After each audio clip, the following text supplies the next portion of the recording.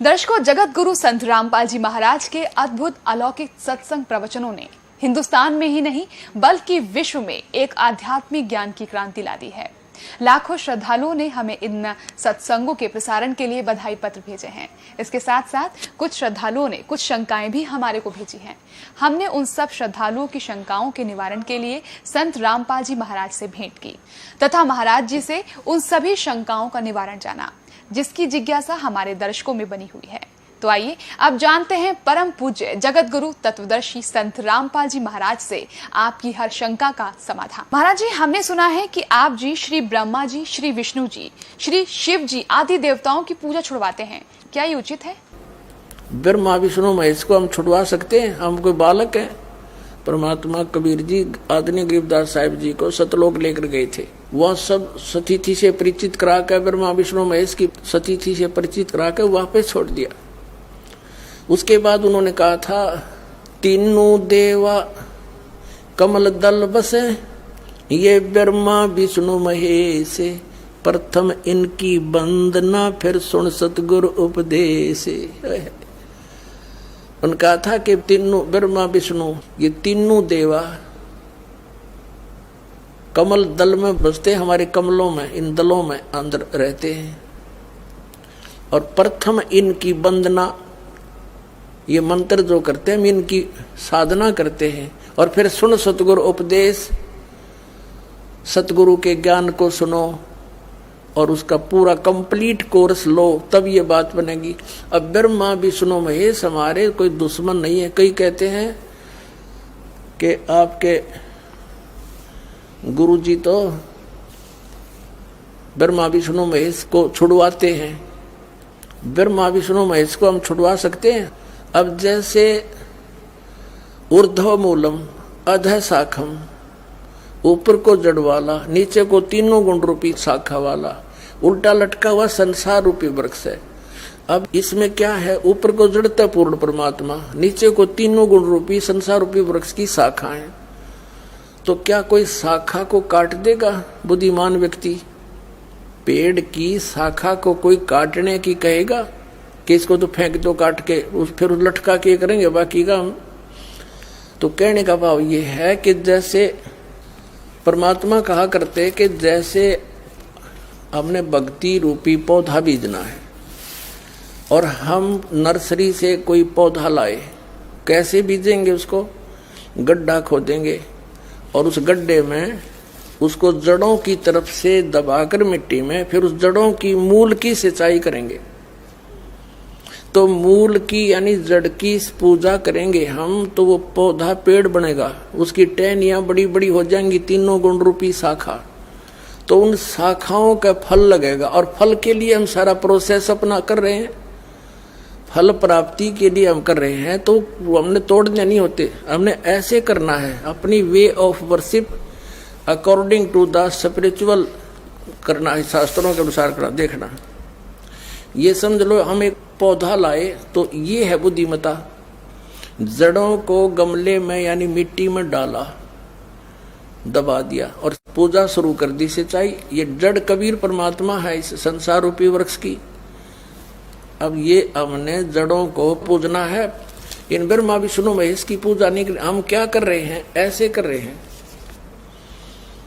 ये बता, बालका वाला काम कर रखे हमने, हंसी नहीं आवे। हम ऐसी पूजा कर रहे हैं, उल्टा काम कर लिया हमने।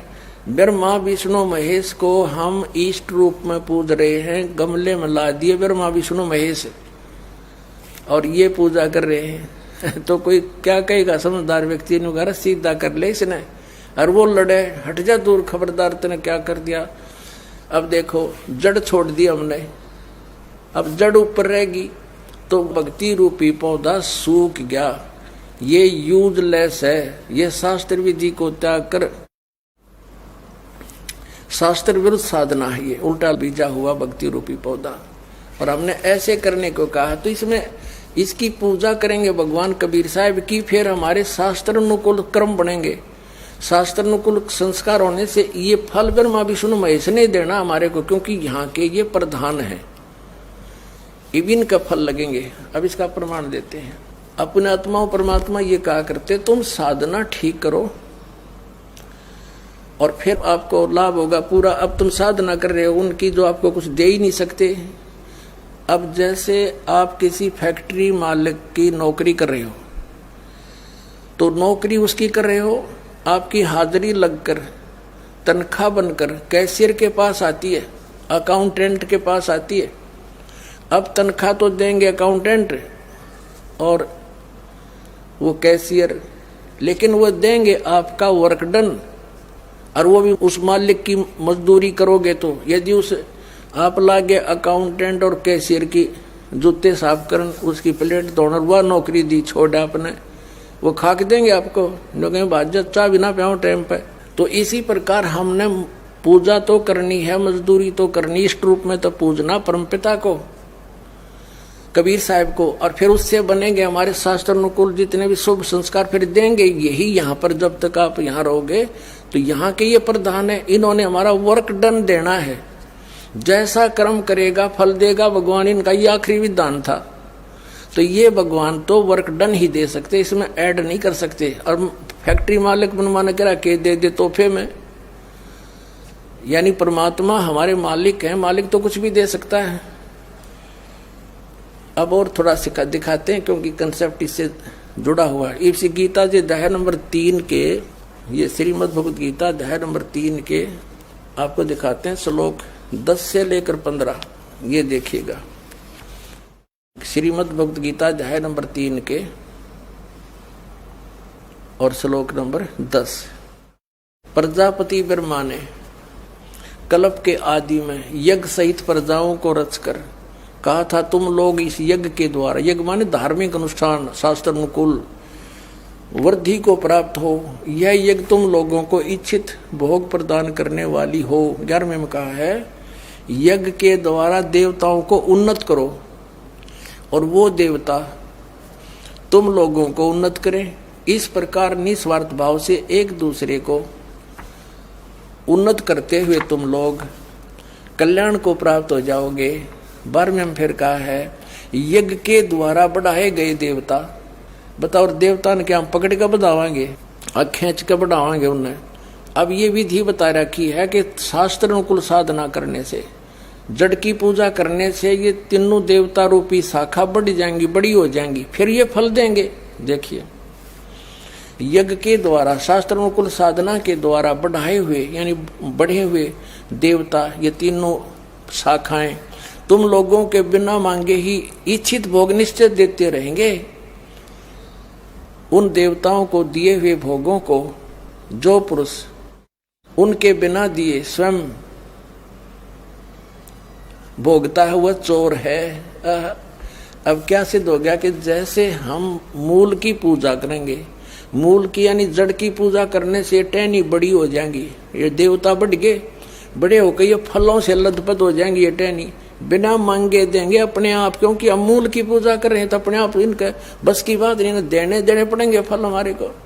आगे देखो, और जो फिर कहते हैं धर्म दान नहीं करते तो वो तो चोर हैं, वो फिर स्वयं भोगता है बिना गुण को दिए यानी बिना कुछ दान किए तो चोर है।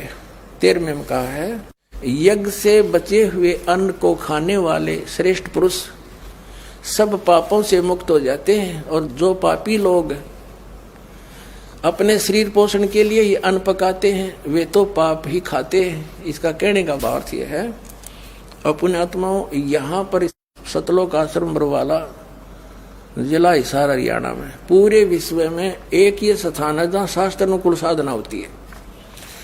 अब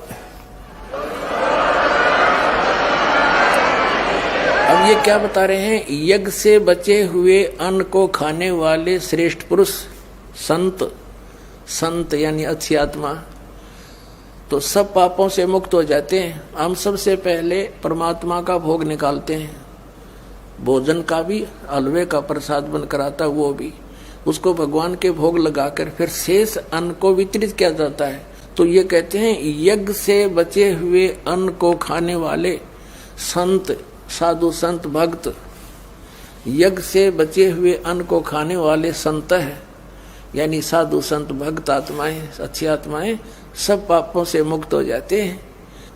अब कहने का भाव ये है कि यहाँ पहले भगवान को भोग लगा के शेष बचे हुए अन्न को उसके बच्चों को वितरित किया जाता है। वो महापाप नाशक बन जाता है।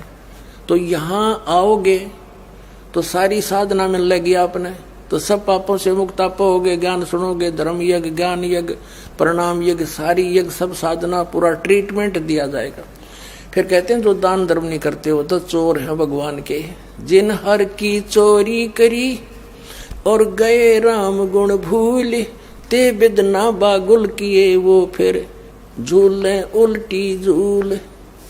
कहते हैं जिन हर की चोरी करी, भगवान ने जो आपको दान दिया है, धन आपके संस्कार में, उसको आगे दान जो नहीं करता वो तो चोर बताया भगवान का। तो फिर क्या बताते हैं देखिएगा, आगे इसमें निष्कर्ष निकल रहा है।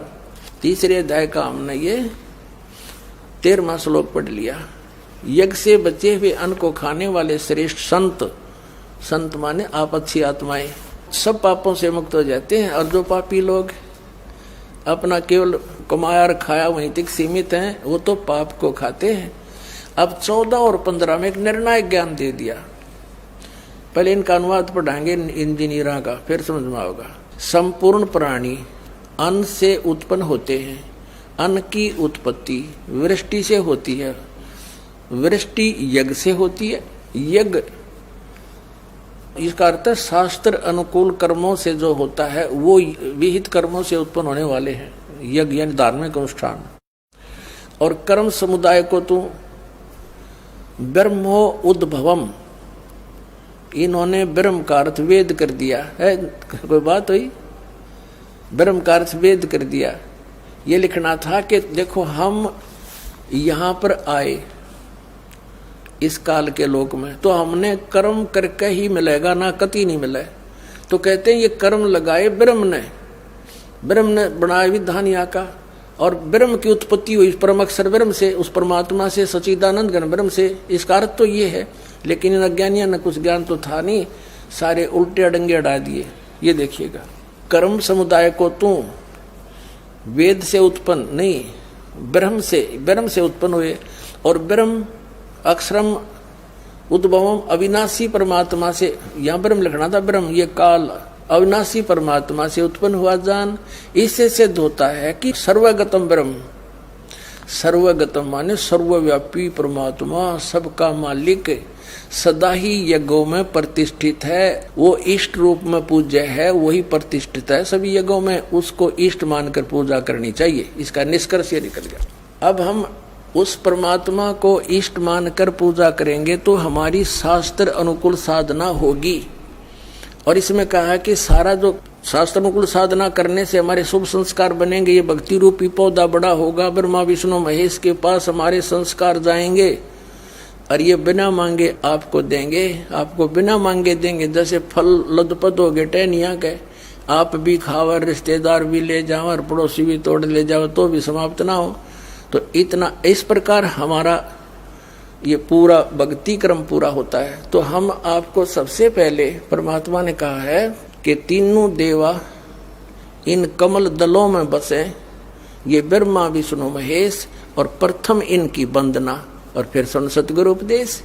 तो हम इनकी पूजा नहीं कर रहे, हम किसी का किराया दे रहे हैं। जैसे हम टैक्स भर रहे हैं बिजली का, हम बिल भर रहे हैं इसका टेलीफोन का, वो पूजा थोड़ी कर रहे हैं, वो तो हम उनको दे रहे हैं। तो हमें हमारी सुविधाएं जारी रखेंगे, नहीं देंगे तो कनेक्शन काट देंगे। तो हम शास्त्र अनुकूल साधना कंप्लीट कोर्स ना करके अपनी अपनी डफली पीट रहे हैं, जिस कारण से हम परमात्मा से मिलने वाली साधना से वंचित होकर के हम नास्तिक होते जा रहे थे। अब परमात्मा ने दया करी आपके ऊपर और इस दास के ऊपर। इस दास को बनाया वो तत्वदर्शी संत, और जो ज्ञान परमात्मा 600 वर्ष पहले छुपा गए थे खजाना, इस दास को चाबी दे दी। अब दास ने खोल दिया उसके बच्चों के सामने। अब खाओ और खर्चो, चलो सतलोक में।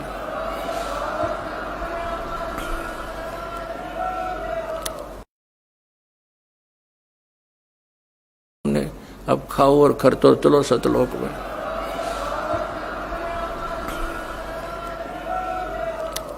दर्शकों, जगत गुरु संत रामपाल जी महाराज के अद्भुत अलौकिक सत्संग प्रवचनों ने हिंदुस्तान में ही नहीं बल्कि विश्व में एक आध्यात्मिक ज्ञान की क्रांति ला दी है। लाखों श्रद्धालुओं ने हमें इन सत्संगों के प्रसारण के लिए बधाई पत्र भेजे हैं। इसके साथ साथ कुछ श्रद्धालुओं ने कुछ शंकाएं भी हमारे को भेजी हैं। हमने उन सब श्रद्धालुओं की शंकाओं के निवारण के लिए संत रामपाल जी महाराज से भेंट की तथा महाराज जी से उन सभी शंकाओं का निवारण जाना, जिसकी जिज्ञासा हमारे दर्शकों में बनी हुई है। तो आइए अब जानते हैं परम पूज्य जगत गुरु तत्वदर्शी संत रामपाल जी महाराज से आपकी हर शंका का समाधान। महाराज जी, हमने सुना है कि आप जी श्री ब्रह्मा जी, श्री विष्णु जी, श्री शिव जी आदि देवताओं की पूजा छुड़वाते हैं, क्या ये उचित है? ब्रह्मा विष्णु महेश को हम छुड़वा सकते हैं? हम कोई बालक हैं? परमात्मा कबीर जी आदरणीय गरीबदास साहिब जी को सतलोक लेकर गए थे। वह सब सतीथि से परिचित करा कर ब्रह्मा विष्णु महेश की सतीथि से परिचित करा कर वापस छोड़ दिया। उसके बाद उन्होंने कहा था, तीनों देवा कमल दल बसे, ये ब्रह्मा विष्णु महेश, प्रथम इनकी वंदना फिर सुन सतगुरु उपदेश। उन्होंने कहा था कि तीनों ब्रह्मा विष्णु ये तीनों देवा कमल दल में बसते, हमारे कमलों में, इन दलों में अंदर रहते हैं, और प्रथम इनकी वंदना, ये मंत्र जो करते हैं हम इनकी साधना करते हैं, और फिर सुन सतगुरु उपदेश, सतगुरु के ज्ञान को सुनो और उसका पूरा कंप्लीट कोर्स लो, तब ये बात बनेगी।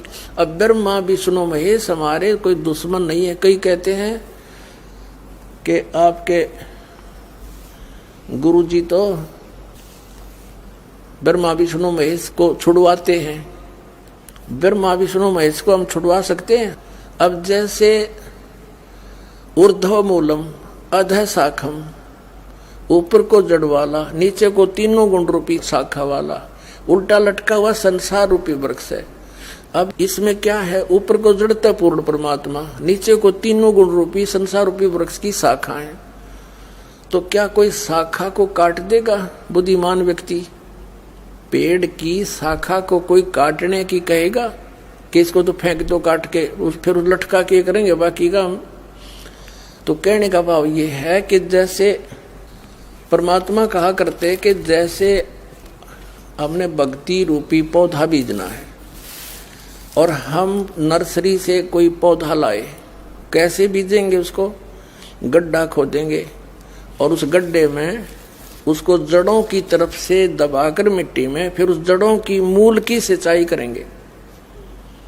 तो मूल की यानी जड़ की पूजा करेंगे हम, तो वो पौधा पेड़ बनेगा, उसकी टहनियां बड़ी बड़ी हो जाएंगी, तीनों गुण रूपी शाखा। तो उन शाखाओं का फल लगेगा, और फल के लिए हम सारा प्रोसेस अपना कर रहे हैं, फल प्राप्ति के लिए हम कर रहे हैं। तो वो हमने तोड़ने नहीं होते, हमने ऐसे करना है, अपनी way of worship according to the spiritual करना है, शास्त्रों के अनुसार करना। देखना, ये समझ लो हम एक पौधा लाए तो ये है बुद्धिमता। जड़ों को गमले में यानी मिट्टी में डाला, दबा दिया और पूजा शुरू कर दी, सिंचाई। ये जड़ कबीर परमात्मा है इस संसार रूपी वृक्ष की। अब ये हमने जड़ों को पूजना है। इन ब्रह्मा विष्णु महेश की पूजा नहीं, हम क्या कर रहे हैं? ऐसे कर रहे हैं। ये बता, बालका वाला काम कर रखे हमने, हंसी नहीं आवे। हम ऐसी पूजा कर रहे हैं, उल्टा काम कर लिया हमने। ब्रह्मा विष्णु महेश को हम इष्ट रूप में पूज रहे हैं, गमले में ला दिए ब्रह्मा विष्णु महेश और ये पूजा कर रहे हैं। तो कोई क्या कहेगा? समझदार व्यक्ति ने घर सीधा कर ले इसने, और वो लड़े, हट जा दूर, खबरदार तूने क्या कर दिया। अब देखो, जड़ छोड़ दी हमने, अब जड़ ऊपर रहेगी तो भक्ति रूपी पौधा सूख गया। ये यूजलेस है, ये शास्त्र विधि को त्याग कर शास्त्र विरुद्ध साधना है, ये उल्टा बीजा हुआ भक्ति रूपी पौधा। और हमने ऐसे करने को कहा, तो इसमें इसकी पूजा करेंगे भगवान कबीर साहब की, फिर हमारे शास्त्र अनुकूल कर्म बनेंगे। शास्त्र अनुकूल संस्कार होने से ये फल ब्रह्मा विष्णु महेश ने देना हमारे को, क्योंकि यहाँ के ये प्रधान है, इविन का फल लगेंगे। अब इसका प्रमाण देते हैं। अपने आत्मा परमात्मा ये कहा करते, तुम साधना ठीक करो और फिर आपको लाभ होगा पूरा। अब तुम साधना कर रहे हो उनकी जो आपको कुछ दे ही नहीं सकते।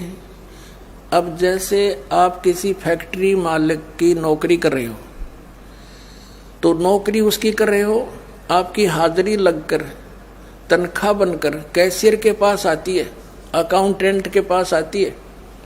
अब तनख्वाह तो देंगे अकाउंटेंट और वो कैशियर, लेकिन वो देंगे आपका वर्क डन, और वो भी उस मालिक की मजदूरी करोगे। तो यदि उस आप लागे अकाउंटेंट और कैशियर की जूते साफ करन, उसकी प्लेट धोना, वह नौकरी दी छोड़ आपने, वो खाक देंगे आपको, लोग बाजत चाह बिना प्याओ टाइम पे। तो इसी प्रकार हमने पूजा तो करनी है, मजदूरी तो करनी, इष्ट रूप में तो पूजना परमपिता को, कबीर साहब को, और फिर उससे बनेंगे हमारे शास्त्र अनुकूल जितने भी शुभ संस्कार फिर देंगे। यही यहाँ पर जब तक आप यहाँ रहोगे तो यहाँ के ये प्रधान है, इन्होंने हमारा वर्क डन देना है। जैसा कर्म करेगा फल देगा भगवान, इनका ये आखिरी विधान था। तो ये भगवान तो वर्क डन ही दे सकते, इसमें ऐड नहीं कर सकते। और फैक्ट्री मालिक मनमाना करा के दे तोहफे में, यानी परमात्मा हमारे मालिक हैं, मालिक तो कुछ भी दे सकता है। अब और थोड़ा दिखाते हैं क्योंकि कंसेप्ट इससे जुड़ा हुआ है। इसी गीता जी अध्याय नंबर 3 के, ये श्रीमद् भगवद गीता अध्याय नंबर 3 के आपको दिखाते हैं श्लोक 10 से लेकर 15। ये देखिएगा, श्रीमद् भगवद गीता अध्याय नंबर 3 के और श्लोक नंबर 10। प्रजापति ब्रह्मा ने कल्प के आदि में यज्ञ सहित प्रजाओं को रचकर कहा था, तुम लोग इस यज्ञ के द्वारा, यज्ञ माने धार्मिक अनुष्ठान, शास्त्र अनुकूल वृद्धि को प्राप्त हो। यह यज्ञ तुम लोगों को इच्छित भोग प्रदान करने वाली हो। 11वें में कहा है, यज्ञ के द्वारा देवताओं को उन्नत करो और वो देवता तुम लोगों को उन्नत करें। इस प्रकार निस्वार्थ भाव से एक दूसरे को उन्नत करते हुए तुम लोग कल्याण को प्राप्त हो जाओगे। 12वें में फिर कहा है, यज्ञ के द्वारा बढ़ाए गए देवता, बताओ देवता ने क्या हम पकड़ कर बढ़ावाएंगे, खींच कर बढ़ावाएंगे उन्हें। अब ये विधि बता रखी है कि शास्त्र अनुकूल साधना करने से, जड़ की पूजा करने से ये तीनों देवता रूपी शाखा बढ़ जाएंगी, बड़ी हो जाएंगी, फिर ये फल देंगे। देखिए, यज्ञ के द्वारा, शास्त्र अनुकूल साधना के द्वारा बढ़ाए हुए यानी बढ़े हुए देवता, ये तीनों शाखाएं तुम लोगों के बिना मांगे ही इच्छित भोग निश्चय देते रहेंगे।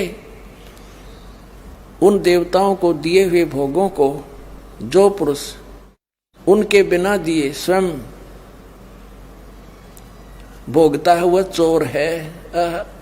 अब क्या सिद्ध हो गया कि जैसे हम मूल की पूजा करेंगे, मूल की यानी जड़ की पूजा करने से टहनी बड़ी हो जाएंगी, ये देवता बढ़ गए, बड़े होकर ये फलों से लथपथ हो जाएंगी, ये टहनी बिना मांगे देंगे अपने आप, क्योंकि हम मूल की पूजा कर रहे हैं तो अपने आप इनका बस की बात नहीं, देने पड़ेंगे फल हमारे को।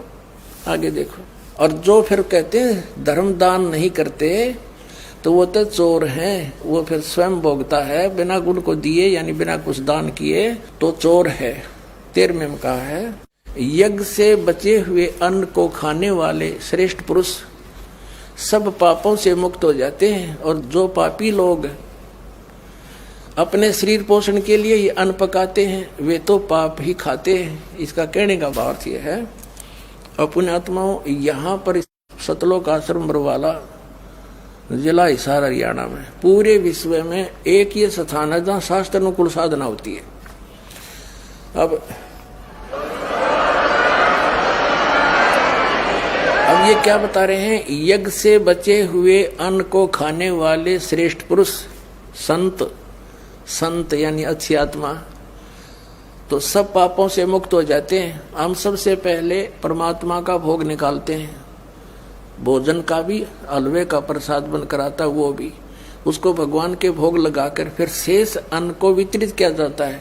तो ये कहते हैं यज्ञ से बचे हुए अन्न को खाने वाले संत, साधु संत भक्त, यज्ञ से बचे हुए अन्न को खाने वाले संत है यानी साधु संत भक्त आत्माएं, अच्छी आत्माएं सब पापों से मुक्त हो जाते हैं। अब कहने का भाव ये है कि यहाँ पहले भगवान को भोग लगा के शेष बचे हुए अन्न को उसके बच्चों को वितरित किया जाता है, वो महापाप नाशक बन जाता है। तो यहाँ आओगे तो सारी साधना मिल लेगी आपने, तो सब पापों से मुक्त आप होगे। ज्ञान सुनोगे, धर्म यज्ञ, ज्ञान यज्ञ, प्रणाम यज्ञ, सारी यज्ञ, सब साधना, पूरा ट्रीटमेंट दिया जाएगा। फिर कहते हैं जो दान धर्म नहीं करते हो तो चोर है भगवान के। जिन हर की चोरी करी और गए राम गुण भूल, ते बिदना बागुल किए वो फिर झूले उल्टी झूल। कहते हैं जिन हर की चोरी करी, भगवान ने जो आपको दान दिया है, धन आपके संस्कार में, उसको आगे दान जो नहीं करता वो तो चोर बताया भगवान का। तो फिर क्या बताते हैं देखिएगा, आगे इसमें निष्कर्ष निकल रहा है। तीसरे अध्याय का हमने ये 13वां श्लोक पढ़ लिया।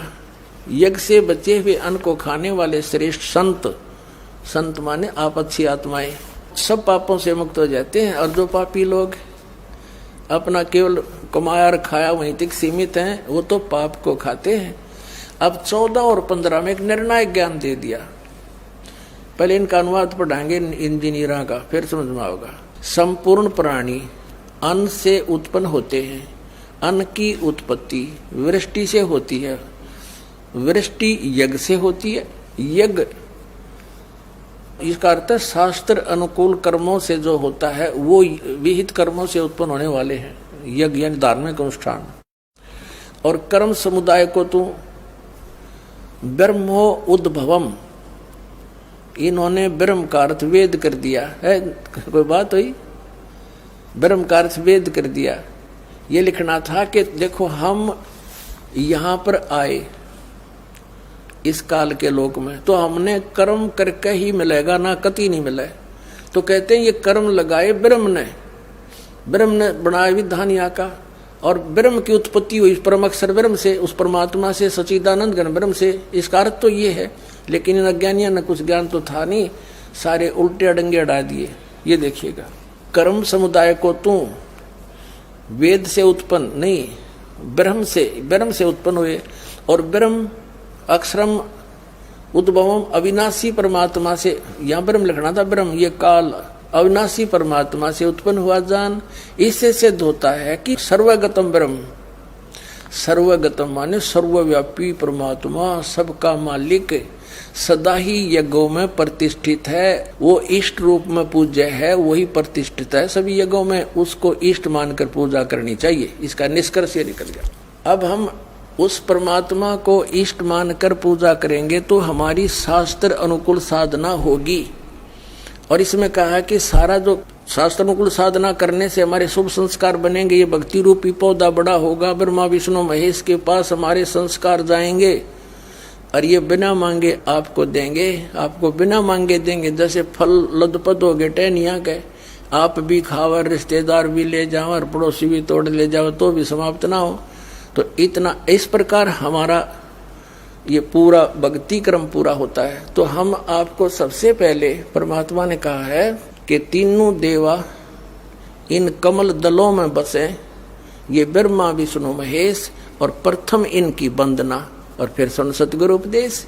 तो हम इनकी पूजा नहीं कर रहे, हम किसी का किराया दे रहे हैं। जैसे हम टैक्स भर रहे हैं बिजली का, हम बिल भर रहे हैं इसका टेलीफोन का, वो पूजा थोड़ी कर रहे हैं, वो तो हम उनको दे रहे हैं। तो हमें हमारी सुविधाएं जारी रखेंगे, नहीं देंगे तो कनेक्शन काट देंगे। तो हम शास्त्र अनुकूल साधना कंप्लीट कोर्स ना करके अपनी अपनी डफली पीट रहे हैं, जिस कारण से हम परमात्मा से मिलने वाली साधना से वंचित होकर के हम नास्तिक होते जा रहे थे। अब परमात्मा ने दया करी आपके ऊपर और इस दास के ऊपर। इस दास को बनाया वो तत्वदर्शी संत, और जो ज्ञान परमात्मा 600 वर्ष पहले छुपा गए थे खजाना, इस दास को चाबी दे दी। अब दास ने खोल दिया उसके बच्चों के सामने। अब खाओ और खर्चो, चलो सतलोक में।